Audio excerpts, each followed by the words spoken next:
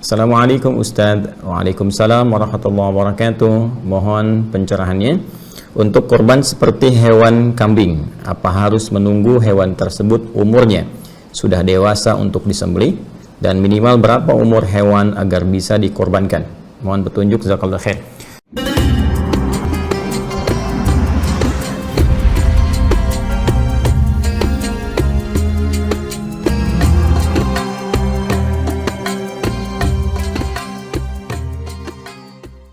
Bismillahirrahmanirrahim. Pertanyaan dari saudara kita, seperti biasa saya tidak sebutkan nama tapi tercantum di sini.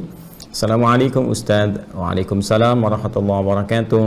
Mohon pencerahannya. Untuk korban seperti hewan kambing, apa harus menunggu hewan tersebut umurnya sudah dewasa untuk disembelih? Dan minimal berapa umur hewan agar bisa dikorbankan? Mohon petunjuk, jazakallahu khair. Petunjuk kita mohonkan kepada Allah Subhanahu wa taala. Dari situ kemudian kita lacak pada keterangan Rasulullah SAW yang menyampaikan secara detail pesan-pesan dan petunjuk Allah Subhanahu wa taala yang diteruskan untuk sampai kepada kita hamba-hamba Allah dan umat Nabi Muhammad SAW. Untuk melacak keterangan Nabi SAW, kita kembali kepada kitab-kitab hadis yang merangkum keterangan Rasulullah yang bisa kita akses. Di antara pertanyaan Anda ini kita bisa temukan di antaranya dalam hadis riwayat Muslim nomor hadis 1963. Ya, riwayatnya bersumber dari sahabat Jabir radhiyallahu taala anhu, anin Nabi sallallahu alaihi wasallam, dari Nabi sallallahu alaihi wasallam qala, beliau bersabda, la tadhbahu illa musinnatan. Janganlah kalian menyembelih hewan, ya. Ini dalam konteks yang khusus untuk berkurban. Ya, illa musinnatan, kecuali hewan itu sudah cukup umurnya. Ya, cukup usianya. Baik, jadi ini keterangan yang pertama yang bersumber dari Nabi SAW. Teruskan, illa an ya'sura alaikum, kecuali jika engkau memang benar-benar sulit tidak menemukan hewan dengan umur yang telah ditetapkan ini, maka fatadhbahu jaza'atan minad dha'ni, maka silahkan Anda sembelih hewan yang di bawah umur yang telah ditetapkan ini. Kalau kambing muda, kan, domba muda, demikian sapi atau unta, ya, dengan kondisi yang kasuistis tertentu saja.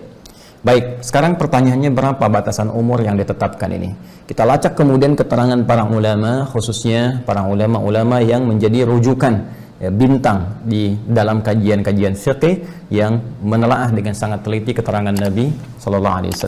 Menurut para ulama, ini dibagi ke dalam 3 bagian. Jadi ada hewan jenis kambing dan domba, ada hewan seperti sapi dan kerbau, ada hewan unta. Ya, terkait dengan kambing ini kita bisa lacak keterangan para ulama. Mereka membatasi usia kambing, domba dan sejenisnya, yaitu sudah masuk 1 tahun, ya, mau ke tahun kedua. Jadi usia setahun masuk ke tahun kedua. Jadi paling minimal setahun lah, ya, setahun. Kemudian dia akan masuk tahun kedua. Ini batas untuk hewan kambing dan domba. Ya, memang ada dari fikih Hanafi dan Hambali yang mengkhususkan untuk domba itu boleh usia 6 sampai 7 bulan. Tapi umumnya yang disepakati, ya, mengambil batas paling amannya usia setahun masuk tahun kedua. Kemudian untuk hewan sapi, kerbau itu di usia 2 tahun masuk tahun ketiga. Ya, ada yang mengambil bulatnya aja usia 3 tahun gitu, ya. Namun batas minimalnya, karena tadi Anda tanyakan minimal, bisa dikatakan tahun kedua masuk tahun ketiga. Ya, kalau ingin yang ambil jalur aman, boleh kemudian yang usia 3 tahun. Tapi kalau sulit menemukan yang itu, maka diambil jalur minimal usia 2 tahun masuk ke 3. Sedangkan untuk hewan unta, nah ini mungkin di kita, khususnya di wilayah Indonesia sekitarannya atau tropis pada umumnya, tidak biasa berkorban unta. Mungkin ini kebanyakan di Timur Tengah, atau hewan-hewan yang kemudian bisa tumbuh berkembang di iklim yang serupa dengan itu, maka batasan unta disepakati 5 tahun. Ya, jadi kalau kita ambil 1 masuk tahun kedua, 2 masuk tahun ketiga, kemudian yang terakhir unta 5 tahun. Ingat ya, kambing, ya, usia setahun masuk tahun kedua, kerbau atau sapi usia 2 tahun masuk tahun ketiga, atau kalau mau ambil bulat 3 tahun. Kemudian unta usia 5 tahun. Nah, dari kondisi ini kalau sudah ditemukan tidak cukup sampai ke umur, cek lagi kondisi fisik. Ya, karena nanti ada hadis Nabi SAW yang disampaikan dari Al-Bara bin Azib. Dan ini juga diriwayatkan oleh Imam Abu Daud, sangat spesifik menunjuk pada hewan-hewan yang dibenarkan untuk ditunaikan ibadah kurban. Ya, apa diantara hewan-hewan itu? Ada 4 kategori, arbaun. Ya, arbaun la yajuzu fihi al-adahi. Ya, kata Nabi SAW, ada 4 kondisi yang tidak diperkenankan. 4 kondisi ini, hewan yang memiliki 4 kondisi ini untuk dijadikan hewan kurban. Ya, apa saja? Pertama, al-aura, bayyinun auruha. Pertama, al-aura. Mohon maaf sekali, hewan yang matanya buta, ya, picak gitu kan. Nah, ini kalau nampak benar butanya, nampak benar kelihatannya, nah itu haram hukumnya untuk dijadikan bagian dari hewan kurban, cacat yang permanen sifatnya. Ya, kemudian yang kedua, al-maridah, bayyinun maraduha. Hewan yang sakit, kelihatan benar sakit. Ya, dengan segala jenis penyakit yang kiranya bahkan ketika disembelih bisa membahayakan ya bagi orang yang mengonsumsinya. Ya, kita bisa lihat kadang-kadang, mohon maaf ya, ketika dicek oleh bagian dinas kesehatan misalnya untuk hewan, ternyata ada bagian hewan kurban yang mohon maaf sekali tumbuh belatung ya, ketika dibuka itu kemudian dicek ternyata sakit, ada yang flu hewan dan sebagainya. Apalagi sekarang misalnya musim pandemi begini juga mesti dipastikan harus benar ya. Kemudian juga yang ketiga adalah pincang ya, yang jelas kepincangannya. Jadi karena kondisi tertentu cacat permanen di salah satu kakinya misalnya, ini nggak boleh juga. Ya. Kemudian yang keempat, ini yang tidak kalah penting, kurus, ya terlampau kurus. Jadi hewan yang la tanqa, al-kasir alladzi la tanqa, hewan yang terlampau kurus yang nggak ada dagingnya. Ya, hati-hati, ini sangat sensitif sekali masalah ini, karena kurban pertama yang diperintahkan oleh Allah kepada 2 anak Nabi Adam alaihi assalam, ya, itu terkait dengan spesifikasi yang dimaksudkan. Nanti ada di Quran surah ke-5 ya, Al-Maidah ayat ke-27. Watsdu alaihim naba abnai Adam bil haqq ya idh qarraba qurbanan fatuqabbala min ahadihima wa lam yutaqabbal min al-akhar. Watsdu alaihim naba abnai Adam bil haqq. Ya Muhammad sallallahu alaihi wasallam, coba bacakan, pahamkan, ya, sampaikan kepada umatmu supaya mereka memahami, mengerti tentang kaidah kurban yang pertama kali diperintahkan pada 2 anak Adam alaihissalam. Kisahkan kisah kedua anak ini dengan kisah yang sesungguhnya, sebenar-benarnya. Ya, kenapa ada kalimat bil haqq itu ya? Karena memang banyak versi Israiliyat yang menceritakan kisah pengorbanan ini dengan kisah-kisah yang terlampau jauh dari kebenaran. Karena itu diminta Rasulullah SAW untuk meluruskan kembali sehingga kisahnya bisa benar. Di antara yang paling penting pada kisah ini adalah idqaraba qurbana, ketika keduanya diperintahkan oleh Allah untuk menghadirkan kurban demi menyampaikan hasil putusan ya dari keinginan keduanya untuk bisa menikahi salah satu pasangan yang diperselisihkan.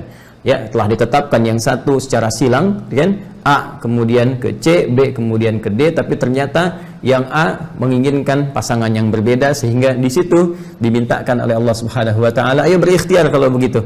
Ya, nanti yang paling serius, yang paling benar, yang paling bagus takwanya, dia bisa mendapatkan apa yang dia inginkan. Ikhtiarnya dengan apa? Kurban.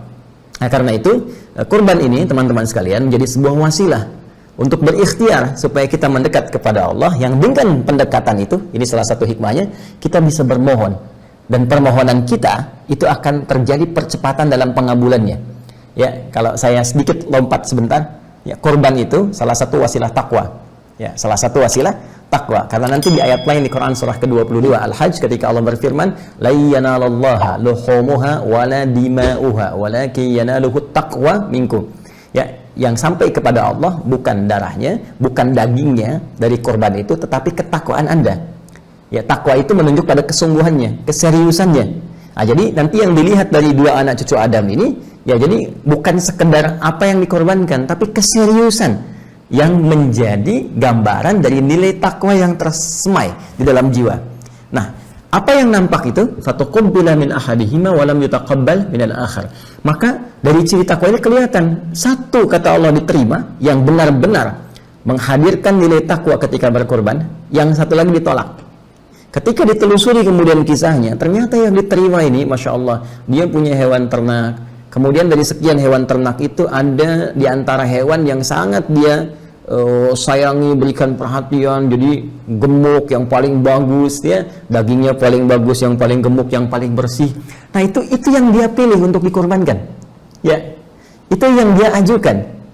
Sementara yang satu lagi, dia punya perkebunan, dari hasil kebunnya itu ternyata dia berpikirnya begini ya, seperti kelihatan logis, padahal dalam nalar syariat ini tidak masuk ya, seperti kelihatan logis dalam akal pikiran, padahal dalam nalar syariat ini tidak masuk. Jadi dia berprinsip begini, sudahlah, ini kan yang bagus-bagus dari hasil kebun, saya aja yang makan. Toh Allah nggak akan makan ini, jadi saya kasih yang jelek-jeleknya aja. Dia korbankan yang jeleknya, ya, dengan asumsi bahwa Allah nggak makan, Allah nggak minum, Allah nggak butuh ini. Yang butuh, penting gitu kan, saya korban. Ternyata prinsip yang seperti ini tidak mendapatkan penerimaan di sisi Allah Subhanahu Wa Taala. Sampai muncul penegasan, hey, ini hewan paling bagus pun yang sampai pada Allah bukan hewannya. Memang betul, bukan hewannya, bukan darahnya, tapi kesungguhan engkau dalam mempersembahkan itu.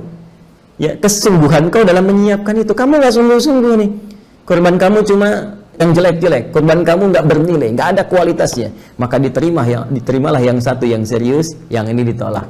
Dari sinilah kemudian muncul syariat kemudian sampai kepada kita untuk menunjukkan kesungguhan dalam berkorban. Jadi jangan sampai begini, cari yang biasa-biasa, apalagi punya aib yang 4 tadi ya.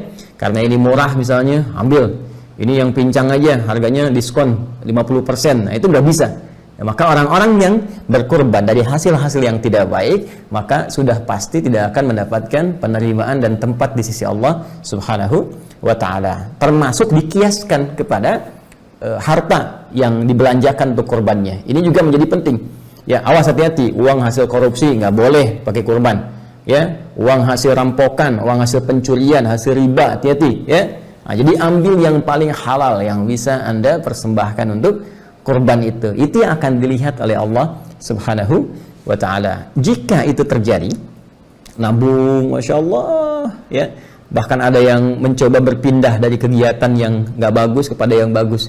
Ya, misal biasa merokok, mohon maaf ya, tiba-tiba dia pengen beralih, uang itu dia tabung tuh, tabung terus beli hewan kurban. Wah, itu luar biasa tuh. Ya, itu luar biasa. Nah, apalagi dari Anda nabung yang paling halal, paling baik, ya, alih-alih beli dunia, Anda belikan hewan kurban. Kemudian di situ ketika disembelih, Anda berdoa. Masih ingat tadi? Yang dilihat takwanya. Ketika takwa itu muncul, perhatikan Quran surah kelima Al-Maidah ayat 35. Ya ayyuhalladzina amanu ittaqullah wabtaghu ilaihil wasilah. Hei orang-orang beriman, tingkatkan takwamu kepada Allah dan jadikan peningkatan takwa itu sebagai wasilah untuk mencari apa-apa yang engkau ingin harapkan. Jadi ketika itu sudah selesai kurban, langsung berdoa, minta sama Allah. Barangkali dari sekian hal yang belum Anda dapatkan itu, inilah momentumnya untuk mempercepat pengabulan doa yang Anda lama telah ingin sampaikan.